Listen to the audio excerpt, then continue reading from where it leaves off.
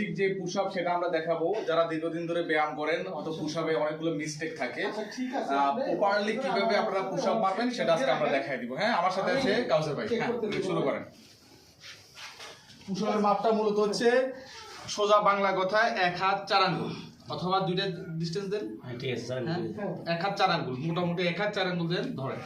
এই পুশ আপের পিছনের যে পজিশনটা, এটা আপনারা ওয়াইডও রাখতে পারেন, ক্লোজও রাখতে পারেন, এটা কোনো সমস্যা নাই। পায়ের পজিশনটা এই লেভেল থাকবে। আর সামনের যে পজিশনটা, ওই যে আপার চেষ্টা 2 হাতের মাঝখান বরাবর থাকবে। আপার চেষ্টা 2 হাতের মাঝখান বরাবর নামান।